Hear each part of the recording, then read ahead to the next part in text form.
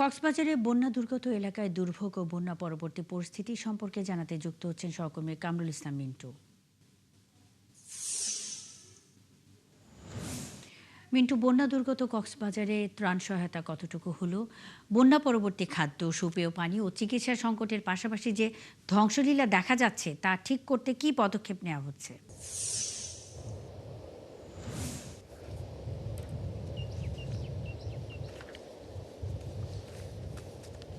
সবচেয়ে অস্বস্তির খবর হচ্ছে কক্সবাজারে আবারও সকাল থেকে বৃষ্টি হচ্ছে।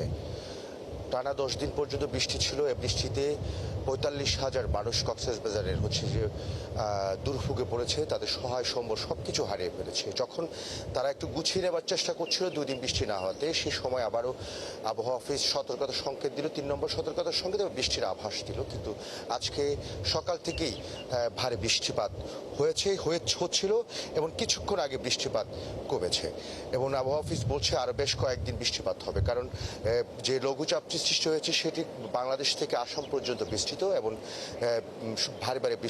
ভারী বৃষ্টিপাতের সম্ভাবনা আছে। আপনি যে কথাটা বলছিলেন যে কক্সবাজারে প্রায় ৪৫,০০০ মানুষ পানিবন্দী হয়েছে, প্রায় 2 লাখের মতো পানিবন্দী হয়েছে। তারা তাদের সহায় সম্বল সবকিছু হারিয়েছে। তারা ত্রাণের পিছনে ছুটেছে। তারা এখনো পুরো রান্না করতে পারে না, তারা এখনো পর্যন্ত শোবার ঘর তৈরি করতে পারেনি, তারা এখন চুলা জ্বালাতে পারেনি ঘরে। এই যখন অবস্থা, তখন প্রশাসনের পক্ষ থেকে তাদেরকে সহযোগিতার আশ্বাস দিয়েছে। যদিও বা তাদেরকে কিছু কিছু জায়গায় শুকনো খাবার দিয়েছে, তারা সেগুলো নিয়ে কোনোভাবে সংসারটা চালাবার চেষ্টা করছিলেন, নিজেদের বাঁচাবার চেষ্টা করছিলেন। এবং প্রশাসন থেকে যেটা বলা হয়েছে, যে সমস্ত মানুষের কৃষি জমি বীজতলা তৈরির সহায়তা করার কথা আশ্বাস দিয়েছে, তাদের ঘর তৈরি করে দেওয়ার আশ্বাস দেওয়া হয়েছে। কিন্তু এখনো পর্যন্ত সে কার্যক্রম প্রশাসন শুরু করে অ্যাসেসমেন্ট করেই হয়তোবা প্রশাসন সে কার্যক্রম শুরু করবে। কিন্তু যখনই মানুষ একটু গুছিয়ে নেবার চেষ্টা করছে নিজেদেরকে, তখনই আবার বৃষ্টিপাতের আভাস, শঙ্কা তাদেরকে আবার নতুন করে ভয় ধরাচ্ছে। বিশেষ করে শিশু, বৃদ্ধ যারা আছেন বন্যা দুর্গত এলাকায়, তারা সবচেয়ে বেশি অসুবিধার মধ্যে আছেন।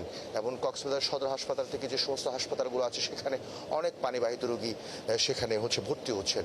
এবং বন্যা দুর্গত এলাকায় সবচেয়ে বেশি সমস্যা হচ্ছে যে থাকার জায়গা। তারা অনেকেই খোলা আকাশের নিচে বসবাস করছে। সবকিছু মিলে প্রশাসন আশ্বাস দিয়েছে, কিন্তু এই যখন অবস্থা ঘুরে দাঁড়ানো, তখনই আবার বৃষ্টির শঙ্কা তাদেরকে সবচেয়ে বেশি তাড়িত করছে।